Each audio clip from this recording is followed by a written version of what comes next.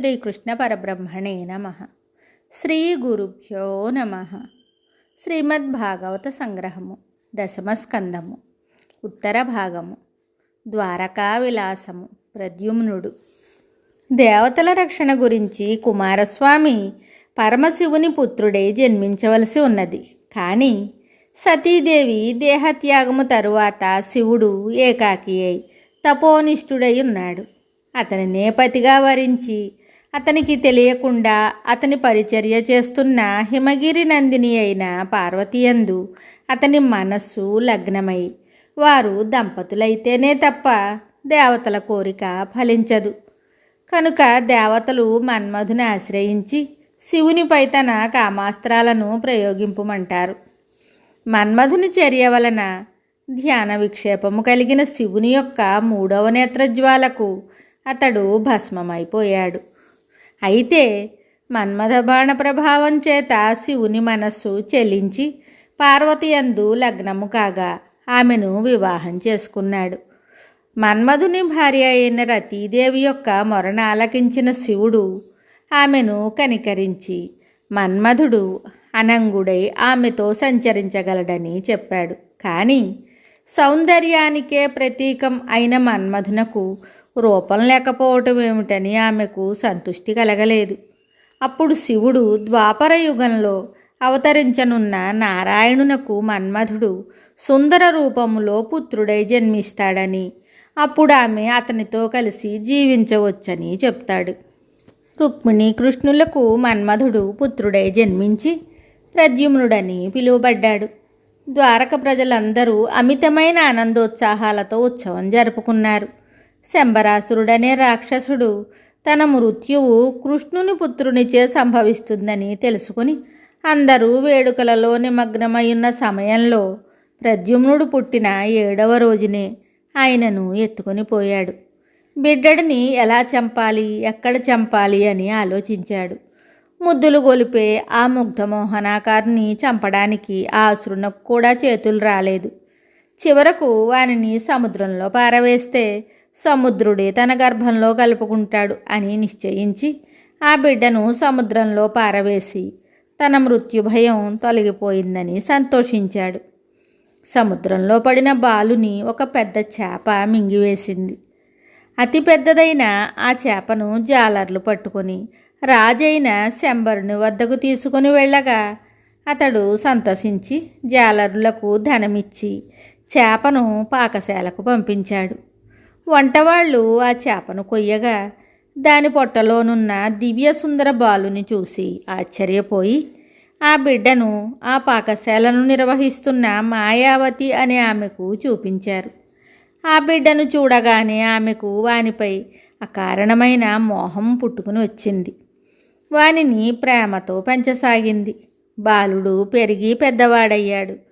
ఒకనాడు నారదుడు వచ్చి ఆమె పెంచుతున్న బాలుడు పూర్వము మన్మధుడని, అతడు రుక్మిణీ కృష్ణుల పుత్రుడై పుట్టి ప్రద్యుమ్నుడని పిలువబడ్డాడని, అతని చేత శంబరాసురుడు చావవలసి ఉన్నదని, ఆ విషయం తెలుసుకుని శంబరుడు 7 రోజుల పురిటిబిడ్డను ఎత్తుకుని పోయి సముద్రంలో పడవేస్తే వాడు చేప కడుపులో పడి శంబరుని వంటింటికే వచ్చి చేరాడని, అదృశ్యమైన బిడ్డను గురించి అలమటించి రుక్మిణీదేవి కృషించిపోతున్నదని చెప్పాడు.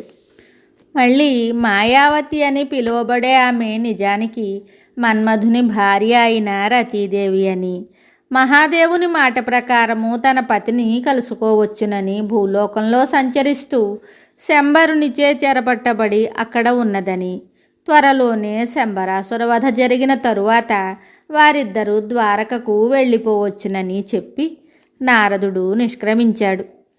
ప్రద్యుమ్నుడు నవయవనవంతుడైన సుందర రూపుడయ్యాడు. నారద మహర్షి చెప్పిన తరువాత ఆ బాలుడు తన భర్తయ్య అని తెలుసుకున్న మాయావతికి అతనిపై ప్రేమానురాగాలు కట్టలు తెంచుకున్నవి. ఆమె యొక్క దృక్పథమే మారిపోయింది. ఆమె ప్రవర్తనలోని మార్పును గమనించి ఒకనాడు ప్రద్యుమ్నుడు ఇలా అడిగాడు: తల్లి, కొద్ది రోజులుగా నీలో మాతృత్వం కనబడటం లేదు. పుత్రుడునైన నా పట్ల నీకు వాత్సల్యానికి బదులుగా కామతృష్ణయే కనిపిస్తున్నది. నా ఊహే నిజమైతే ఇది ధర్మవిరుద్ధము, ఘోర పాపము. నీ మనస్సును సరిదిద్దుకో అని మందలించాడు. అప్పుడు ఆమె నారద మహర్షి వలన తెలుసుకున్న తమ యొక్క పూర్వజన్మల వృత్తాంతాలను, వెంటనే శంబరాసురుని వధించవలసిన ఆవశ్యకతను, పుత్రవియోగ దుఃఖం నుండి రుక్మిణీదేవిని కాపాడవలసిన ఆవశ్యకతను వివరించి చెప్పి మళ్ళీ ఇలా అన్నది. ఈ శంబరుడు గొప్ప మాయలమారి, మహాక్రూరుడు, దేవతలను కూడా జయించిన బలశాలి. వీనిని హతమార్చడం అంత సులువేమీ కాదు. వీని మాయలను అరికట్టగల మహామాయా విద్యను నీకు నేర్పుతాను అని చెప్పి మాయావతి ఆ విద్యను ఉపదేశించింది. యుద్ధానికి సర్వసన్నద్ధుడై వెళ్ళిన ప్రద్యుమ్న కుమారుడు శంబరుని యుద్ధానికి కవ్వించి ఇలా అన్నాడు. ఓరి రాక్షసాధమా, నన్ను సముద్రంలో పడవేసి నీ చావును తప్పించుకుందామనుకున్నావా? చావునెవరైనా తప్పించుకొనగలరా? ఎలా తప్పించుకొనగలవో చూద్దాంరా బయటకు అని కేకవేయగా శంబరుడు రోషంతో భయంకరంగా గర్జించి గదనెత్తి ప్రద్యుమ్నుని తలకు గురిపెట్టి కొట్టాడు. ప్రద్యుమ్నుడు మెరుపు తీగలాగా తప్పించుకొని తన గదతో అసురుని గదను ముక్కలు చేసి వానిని మొత్తాడు. ఆ దెబ్బలకు శంబరుడు భయపడిపోయి మాయాప్రయోగం చేసి ఆకాశం నుండి బాణాల వర్షం కురిపించాడు. ప్రద్యుమ్నుడు సాత్విక మాయను ప్రయోగించి శరవర్షాన్ని ఆపివేశాడు. ఆ విధంగా శంబరుడు ప్రయోగించిన మాయలన్నింటినీ త్రిప్పికొట్టేసరికి వాడు ఇంకా చేసేది లేక ముష్టి యుద్ధానికి దిగగా ప్రద్యుమ్నుడు వాని శిరస్సును ఖండించాడు. దేవతలు సంతసించి పుష్పవృష్టి కురిపించారు. ప్రద్యుమ్నుని తీసుకుని మాయావతి అయిన రతీదేవి ఆకాశ మార్గాన ద్వారకా నగరం చేరి రుక్మిణీ భవనంలో వెలిసింది. ప్రద్యుమ్నుని చూసి అక్కడి అంతఃపురాంగనలు, పరిచారికలు అతడు శ్రీకృష్ణుడే అని భ్రమపడ్డారు. అయితే ఆ ప్రక్కనున్న స్త్రీ ఎవరు అని తికమక చెందారు. ముమ్మూర్తుల శ్రీకృష్ణుని పోలిన ఆ యువకుడెవరు, ఆమె ఎవరు అనే కుతూహలంతో స్త్రీలంతా వారి చుట్టూ మూగారు. ఏమిటి సందోహం అని రుక్మిణీదేవి కూడా వచ్చి చూసింది. తన కన్నులను తానే నమ్మలేకపోయింది. ముమ్మూర్తుల తన భర్తలాగే కనిపిస్తున్న ఈ యువకుడెవడు? అతనిని చూడగానే ఆమె కన్నుల నుండి అశ్రువులు, చన్నుల నుండి పాలు కారటం ప్రారంభించాయి. ఆమె తన చెలికత్తెతో ఇలా అన్నది. చెలి, ఈ సుకుమార సుందర యువకుడెవడో కదా, ఎక్కడ నుండి ఎందుకు వచ్చాడో? ఇతనిని కన్న భాగ్యవతి ఎన్ని నోములు నోచి కన్నదో కదా. నా తొలిచూలి బాలుని నా ప్రక్క నుండి ఏ పాపాత్ముడు దూరం చేశాడో, వాడు ఏ చల్లని తల్లి వద్ద పెరుగుతున్నాడో, ఈసరికి వాడు కూడా ఇంతవాడే అయి ఉంటాడు. ఇతడు నా పుత్రుడే అయి ఉండవచ్చునేమో, కాకపోతే ఇతనిలో నా పతి పోలికలు ఎందుకు ఉంటాయి? ఇతనిని చూస్తుంటే ప్రేమ పొంగుకొస్తున్నది, హృదయం ఆనందంతో నిండిపోతున్నది, ఆనందాశ్రువులు కారుతున్నవి, పాలు పొంగారుతున్నవి అని ఆ తల్లి తల్లడిల్లిపోతున్నది. అంతఃపురంలో జరుగుతున్న సందడి గురించి తెలుసుకొని శ్రీకృష్ణుడు దేవకీ వసుదేవులను తోడుకొని అక్కడికి వచ్చాడు. అన్నీ తెలిసి ఉండియు ఏమీ తెలియనట్లు అంతా గమనిస్తున్నాడు.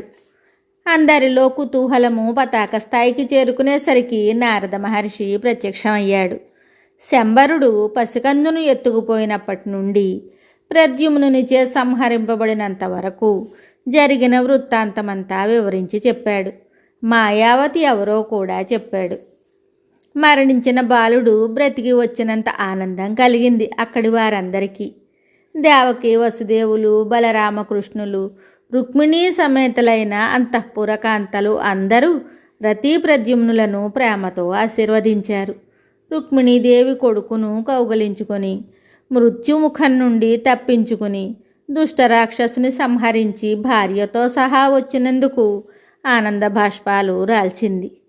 నిత్య నూతన యవనవతి అయిన ఆ దివ్య సుందరి తన కోడలు అయినందుకు ఆమె పరవశించిపోయి ఆలింగనం చేసుకున్నది. ద్వారకానగర వాసులందరూ ప్రద్యుమ్న కుమారుని గాథను చెప్పుకుని ఆనందించేవారు. ఆ దివ్య దంపతులను చూసి సమ్మోహితులయ్యేవారు.